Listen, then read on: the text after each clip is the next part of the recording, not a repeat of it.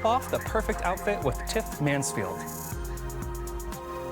Learn all about arts, letters, and numbers. And catch a performance from Ginger Jesus. Make way for Ginger Jesus.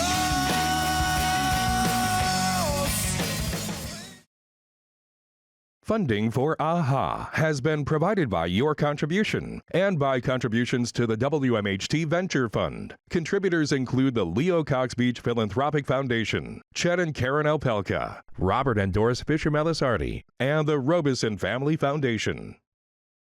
At M&T Bank, we understand that the vitality of our communities is crucial to our continued success. That's why we take an active role in our community. M&T Bank is pleased to support WMHT programming that highlights the arts, and we invite you to do the same.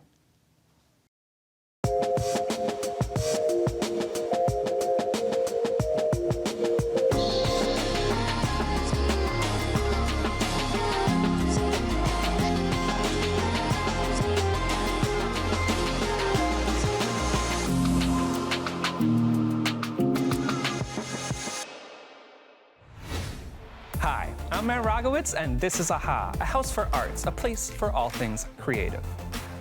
Tiff Mansfield is an artist that will leave you brimming with happiness. We caught up with Tiff in Schenectady at her new storefront, Hat Pin Peril, where she showed us some of the captivating creativity she sews into her bespoke hats.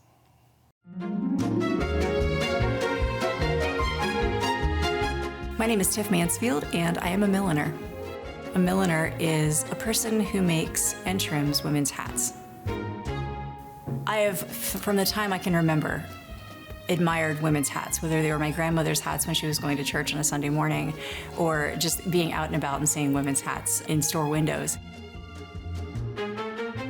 So a lot of my style is that timeless vintage appeal with an updated look, updated colors.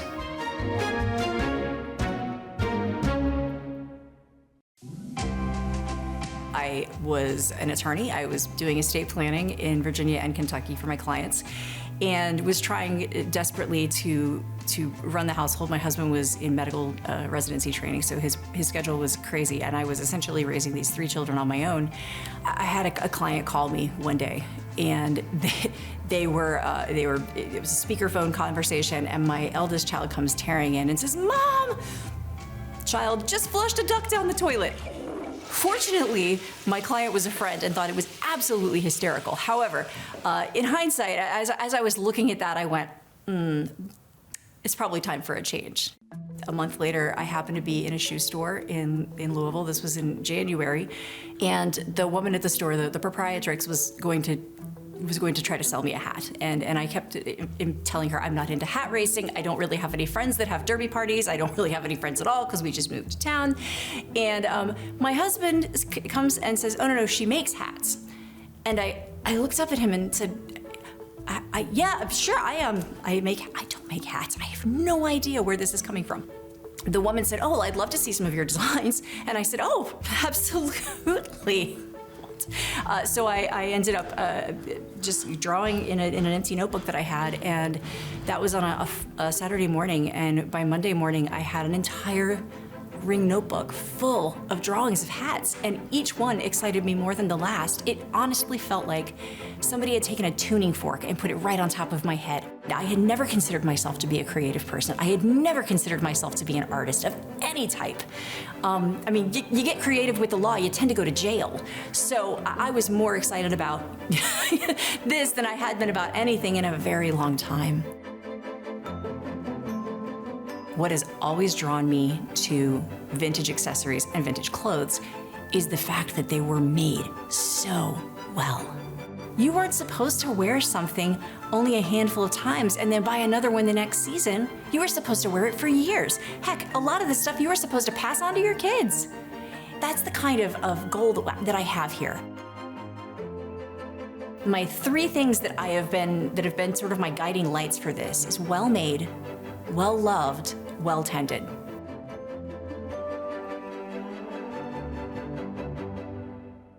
I will first pick out a block.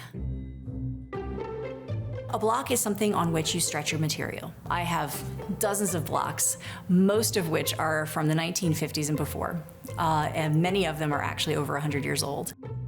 And then I look at that and I go, okay, what kind of material is going to be the best fit for this block? A block that's going to be large and need a lot of stability to it, you're going to want a thicker felt for something like that. So you take your felt and you dampen it somehow, you make it malleable, and you stretch it over that form, and then you affix it so that it retains that form once the material is dried and cooled. In Europe, you would just have to stretch it out kind of over the form in order to get it off, and sometimes that would result in deforming the actual hat. So Americans took to making puzzle blocks. Puzzle blocks are wonderful because they definitely are one of a kind. They have to be hand carved. They have individual pieces so that when you're done and you've blocked around the hat, you turn it upside down and you remove the bottom. And then you've got these different pieces that can be taken out one by one, leaving the hat in its perfect shape. So after you remove the form, it starts to look like a hat, but your work is far from over from there. Many times I will wire the brim of my hat to maintain its form and its shape, and then you put a hat ribbon in it, the sweatband that goes on the inside of the hat, and the fun part begins, and that's where you can decorate it.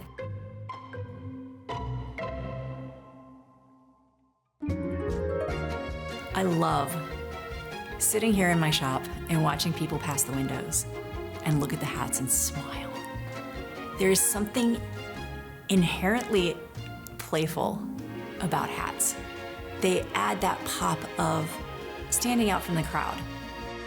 Wouldn't it be nice if you're having just a really, really rotten day to just be able to put on a single piece of clothing, look at yourself in the mirror, and instantly feel a little bit better about the world? I feel like that's something that we could all use a little more of right now.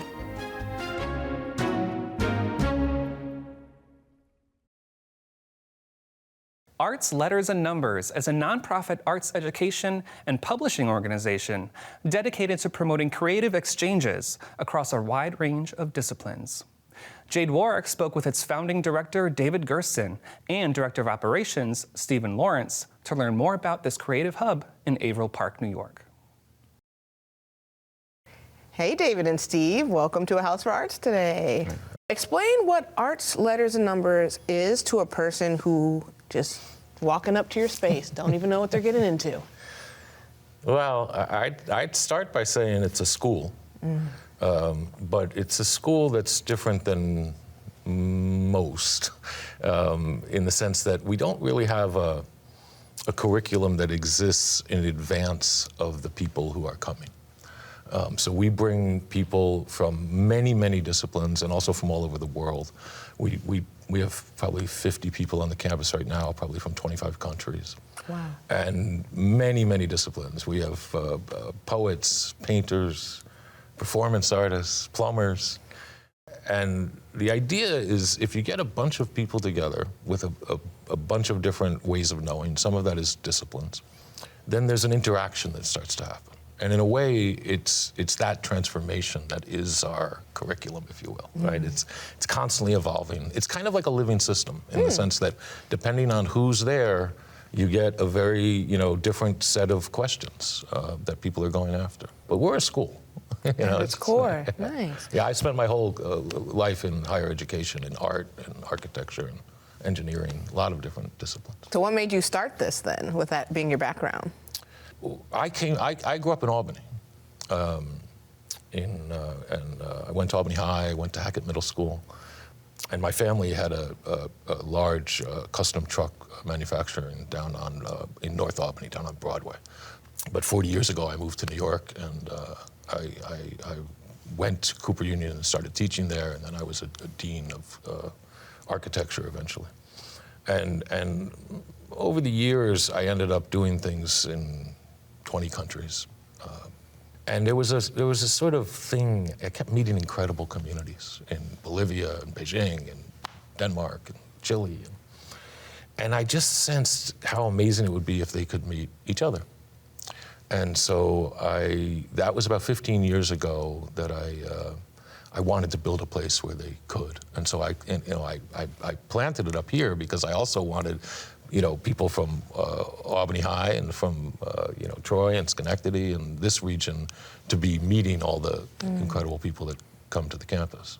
So I know you guys have this like philosophy of like craft, like because you work, again, as you said, you're working with like plumbers, artists, philosophers, like all types, like mechanics, I think you said. Yeah. So like you have this like philosophy of like craft. What does that mean?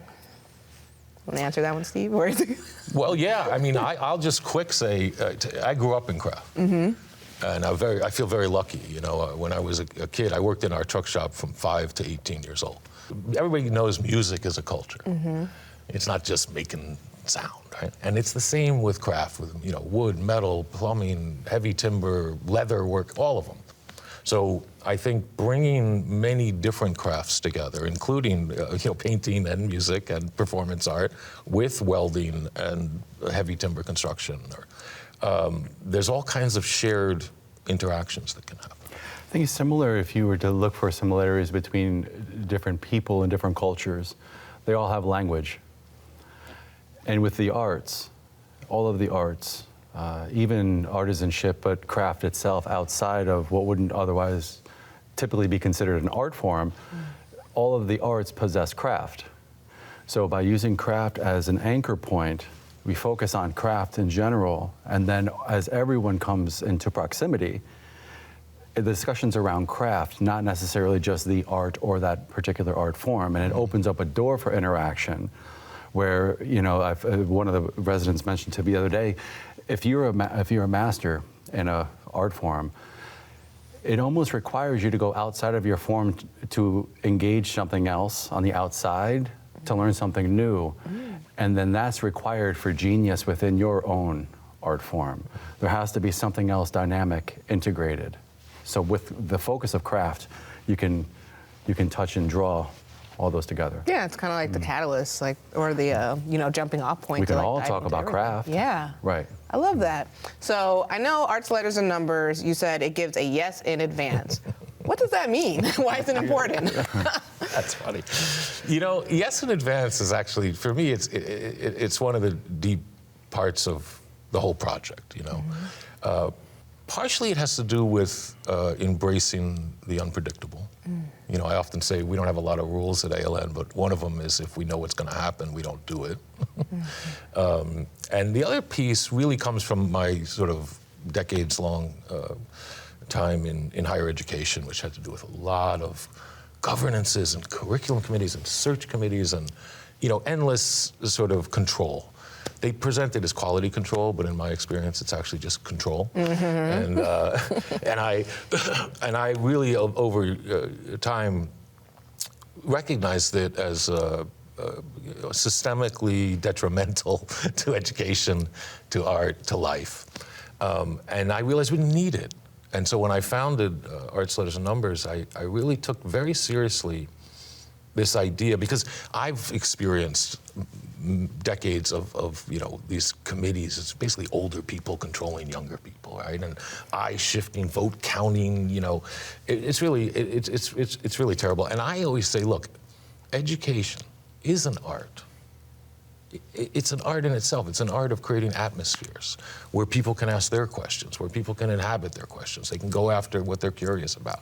And we have to respect and treat educators like artists. So if a poet or a painter or a musician had to present their song or poem to a committee and have this committee then adjust it for them or tell them how that poem has to be changed to meet these criteria, it would be ridiculous. And I feel the same way about teachers. I think that we have to treat them like poets and musicians and give them a yes in advance. Now, so the technicality of it, I'll try to be more succinct, but the technicality of yes in advance is this. There are no committees. There are no search committees. There are no curriculum committees. And anybody who comes there, however they get there, has a yes in advance. And by that, I specifically mean, and I include myself in this, before they tell me what they want to do, I say yes. And I do that very intentionally because I want them to psychologically have the freedom like they would in their studio. You're a musician or you're a dancer, you're a painter. You're not wondering if somebody is going to approve this. I don't want anybody wondering if David's going to like what they want to do. I want everybody to know, I'll help you. I'm saying yes now. Tell me what it is, because I'll be happy to help you try to figure out how we do it. But I don't want you wondering if it's going to be approved. So it's pretty, significant stand we've taken. It's a very collaborative model as well. you know. Operationally, it could look like an artist wanting to be on the roof to paint. So we have a flat roof. So it's Yes. Go it's ahead. up there, but we're going to get it up there, and let's not be foolish about it. But it, it means so much to so many people. And what's interesting too, briefly, is that when you have a series of artists that are all operating within an atmosphere of a yes in advance, and if we know what's going to happen, we don't do it, then there's not a critical eye of the other artist upon the other artists, and it allows people to let their guard down, so that when they're creating, they don't, as an artist, we're so subtly in the background wondering how this is going to turn out, how will the approval, how will people think of this, or what will they think of it? And it's such a beautiful atmosphere to be able to finally inhabit, even for a seasoned artist, because there's still the critical eye in the background. If it's a client or a piece of work that they're creating, it still isn't a yes in advance. So if everyone's seeing what everyone's doing, we know that they're exploring. We know they don't know what's going to happen. And then everyone else can operate at that same wavelength. It's very liberating. Yeah, it definitely is. So what do you have for folks to, I guess, be involved in? I know you have your hands in a couple of different things, residencies, programs, et cetera, but let's give a little bit of breakdown to the audience. We run programs year-round. In the summer, we always have a kind of, for many years, the first 5 to 8 years, we called the summer workshop, right? That's evolved a lot over the last 15 years. So for the last 2 years, we've been structuring it as what we call Craft 101. And there's a bit of an invention in there. We bring in, as I said, lots of different people, mimes, and they lead programs. And the participants come, and again, they are a mix of very international. We have people from Istanbul and Iran and Chile and Bolivia and Berlin all right now. And we bring in youth. And that's part of the idea, is that the young people get to mix and mingle with people they probably aren't going to, meet. And one of the inventions is it's a little cousin, I guess, of yes and yes. You don't have to decide in advance or stay in any one program, right? I mean, you can say, I'm coming. I taught a drawing thing for 3 weeks. People come for drawing, or they come for painting, they come for music or masonry.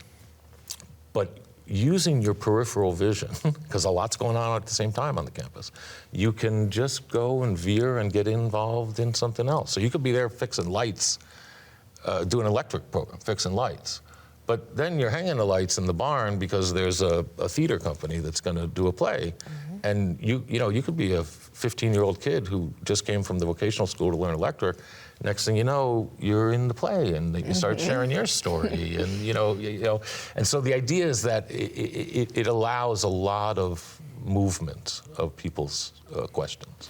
Then you add the director of the play has an electrical issue at home, so then they take a couple of hours at the electrical 101 so that they could break it down. Yeah. I always say you spend the morning with the mime and the afternoon with the mason, and it changes your life. Oh, I got it. Masonry is never the same after you're with the mime. I love that. Sounds like such a, I like the part of just being able to be around so many diverse cultures and skill sets. You really can become a more well-rounded artist by being at ALN, which is really beautiful. One of the really important pieces is the integration. That's a whole nother conversation, but the integration of what you can take from the experience and then moving forward, how do you integrate that into a world that is in many ways antithetical to what we're doing. We're doing what we do because of what is not out there. Yeah, it's all related. Well, thank you, folks, for stopping by and telling us a little bit more about arts, letters, and numbers. Can't wait to be more involved myself, and I appreciate you both. Thank you. So much Thank you for having us. Great to see you. Please welcome Ginger Jesus.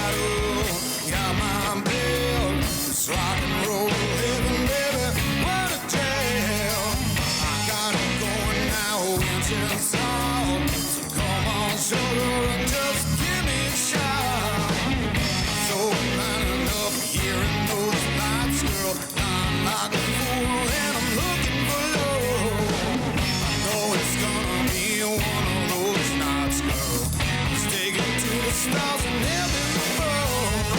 Love me, baby, please don't stop. Love me, sugar, all the way to the top. Love me, baby, please don't stop. Love me, sugar, give me all that you got.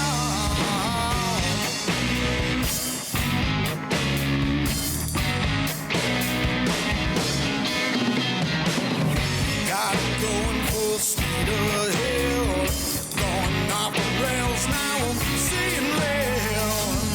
Got the brakes on this one-way track. Ooh, baby, ain't no looking back. Call me now and you can be at work. Better watch yourself flying too close to the sun. Let's go and set the night on fire, baby. Rock and roll, love and take it higher and higher. Love me, baby, please don't stop. Love me, sugar, all the way to the top. Love me, baby, please don't stop. Love me, sugar, give me all that you got.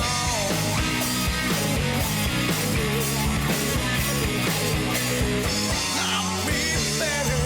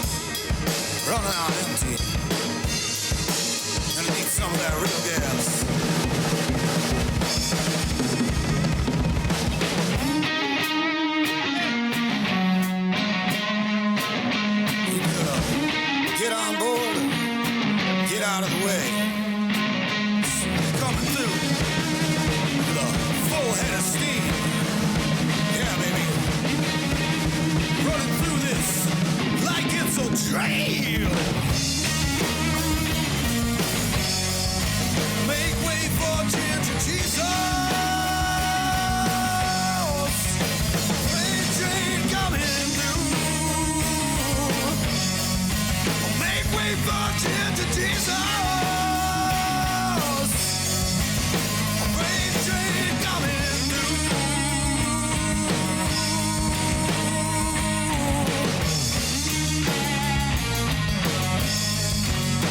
Freight train coming through.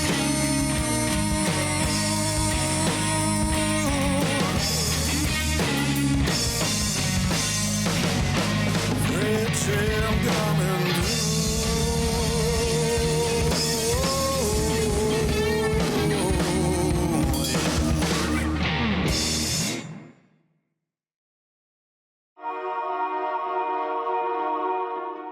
Thanks for joining us. For more arts, be sure to visit wmht.org/aha and connect with us on social. I'm Matt Rogowitz. Thanks for watching.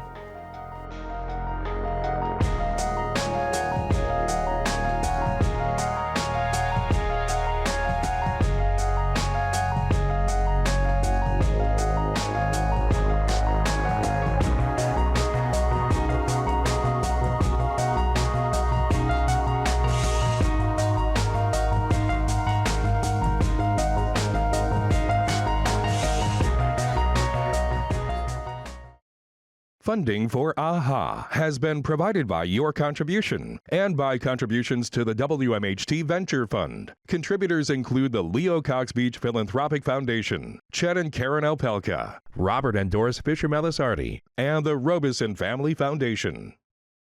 At M&T Bank, we understand that the vitality of our communities is crucial to our continued success. That's why we take an active role in our community. M&T Bank is pleased to support WMHT programming that highlights the arts, and we invite you to do the same.